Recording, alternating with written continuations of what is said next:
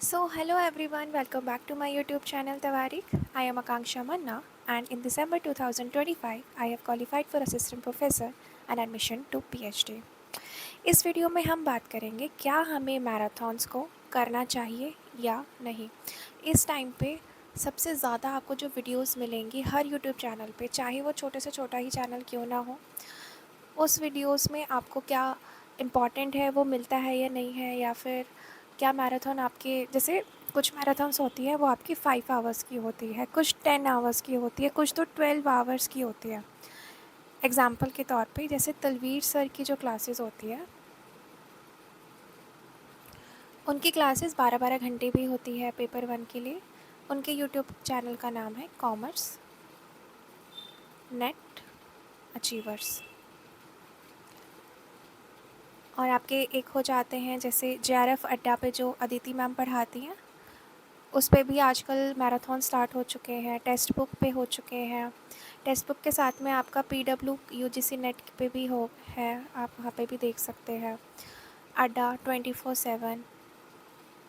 ये मैं आपको कुछ यूट्यूब के चैनल्स बता रही हूँ जिसमें रेगुलरली आप बस अब मैराथन्स ही देख रहे होंगे, ठीक है। इसमें और भी होंगे, वो आप इसमें देख लीजिएगा, आपको किससे समझ आता है किससे नहीं समझ आता है। बट ये एक मोटा मोटा है जो आज के टाइम पे आपको देखने को मिलेगा। तो क्या हमें ये मैराथन करने चाहिए, क्योंकि आप देखिए इसका टाइम पीरियड क्या है, 5 घंटे, 10 घंटे, 12 घंटे, या फिर 3 घंटे, या फिर 4 घंटे। ऐसा तो नहीं है कि 3 घंटे आप कॉन्टीन्यूसली बैठ रहे हैं। जैसे लेट सपोज़ 3 घंटे का है, मैंने स्टार्ट किया। अब उस 3 घंटे में सबसे पहले तो वो अपने यहाँ पे टीचर पढ़ा रहा होगा और यहाँ पे वो क्वेश्चंस होंगे, यहाँ पे 4 ऑप्शंस होंगे।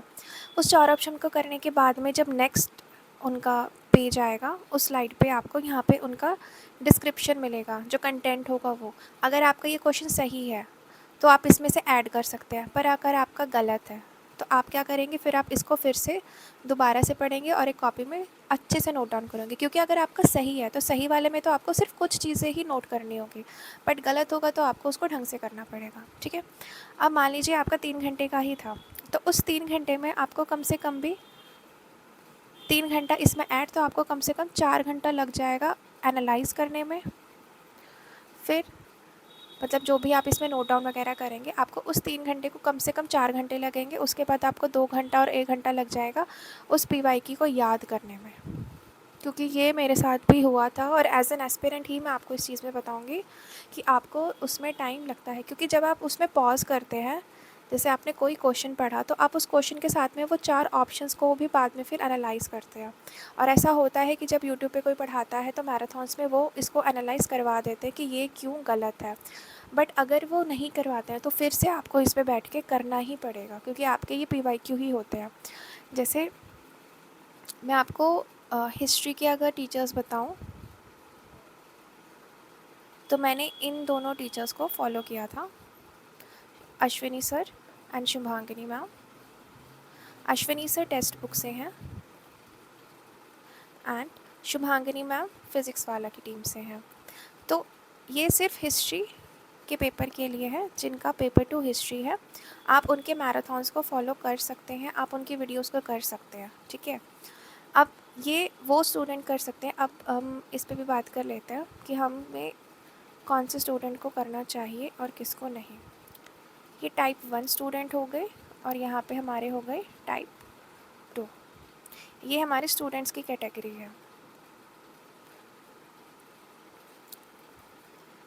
टाइप 1 में आपके मान लीजिए जिसके बेसिक्स क्लियर है, और टाइप 2 में कीजिए जिसके बेसिक्स भी क्लियर नहीं है, जो बिगिनर्स है, जिन्होंने ना PYQ देखा है, ना एनालिसिस किया है, ना कंटेंट पढ़ा है, कुछ भी नहीं किया है, बस हमने फॉर्म भर दिया है, हमें पेपर देना है।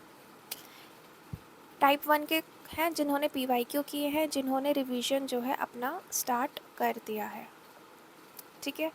टाइप 2 में है जिन्होंने PYQ नहीं किए हैं और जिन्होंने अपना रिवीजन जो है वो नहीं किया है। सबसे मेन पॉइंट जो है इन दोनों में वो है कि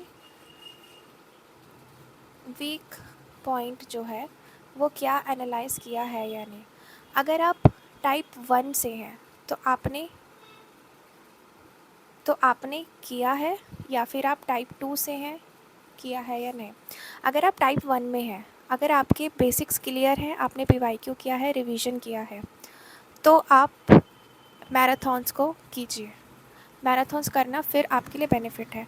बट अगर आपने नहीं किया है, ना बेसिक, ना पीवाईक्यू, ना रिवीजन, तो आपका ये करने का कोई फ़ायदा ही नहीं है। फिर तो आप इन मैराथन्स को भी देखेंगे तो आपको लगेगा, सबसे पहली चीज़ तो आएंगी आपको डाउट्स।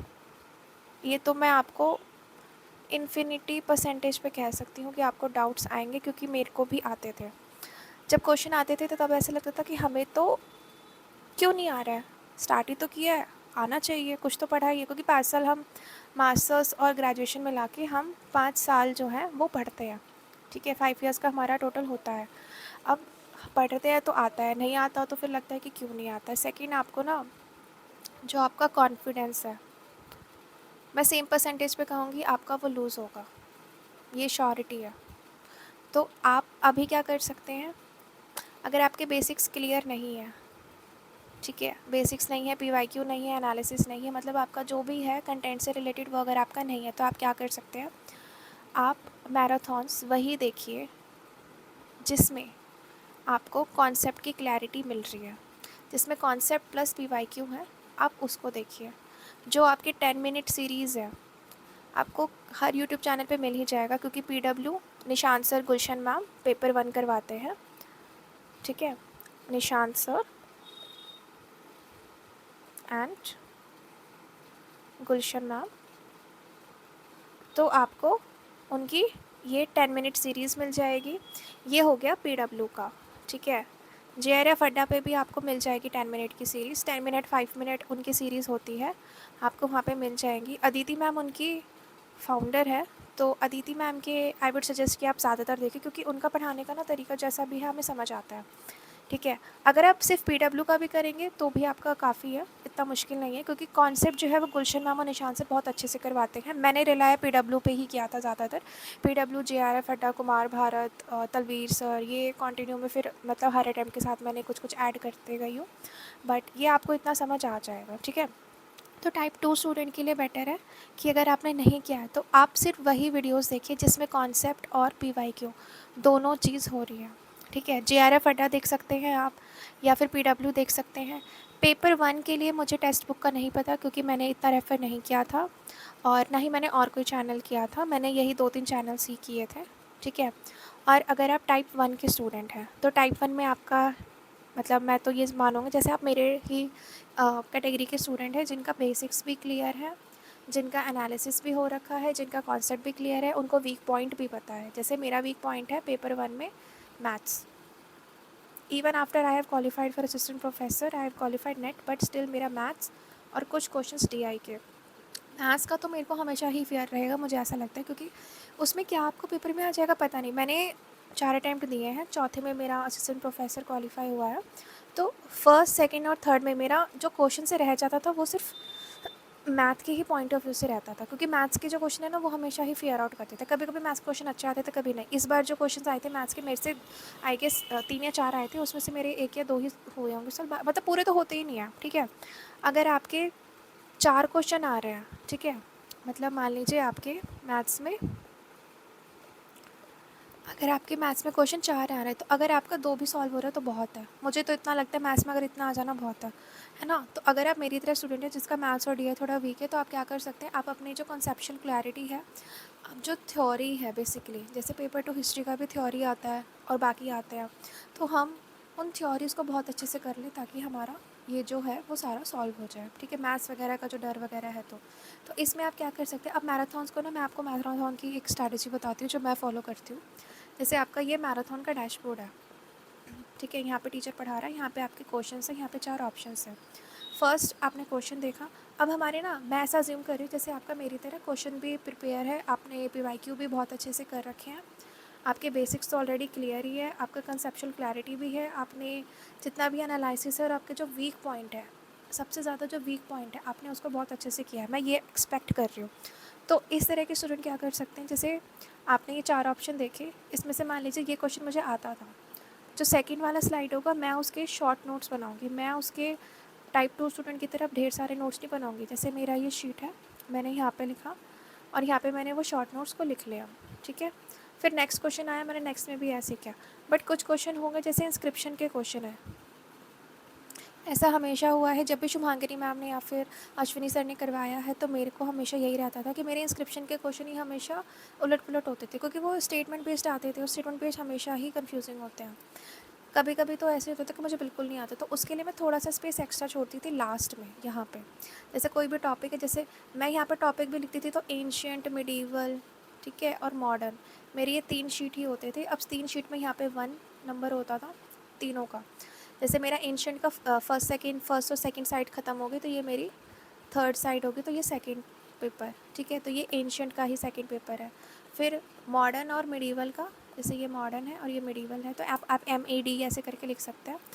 जो आपका, जैसे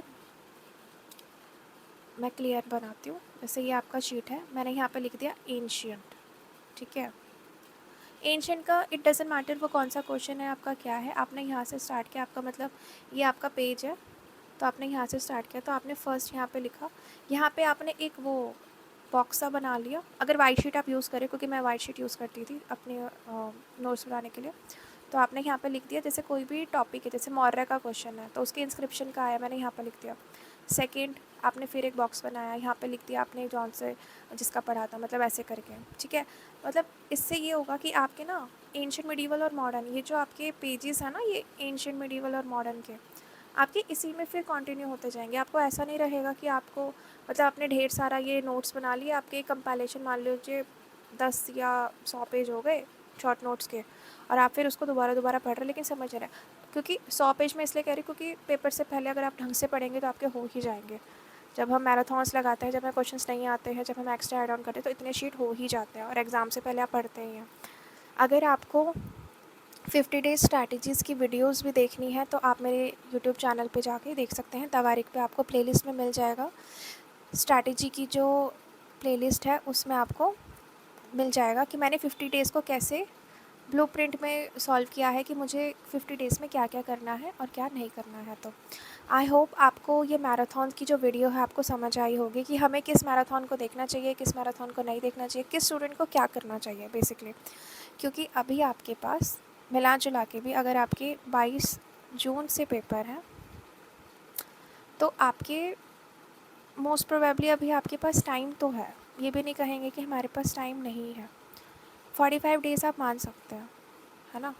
क्योंकि इधर उधर से भी अगर आप, क्योंकि 2-4 दिन तो हमारे ऐसे ही एनजाइटी वगैरह में चले जाएंगे, सोचने में चले जाएंगे, ओवर थिंकिंग में चले जाएंगे, तो घुमा फिरा के भी आपके पास 45 डेज़ है।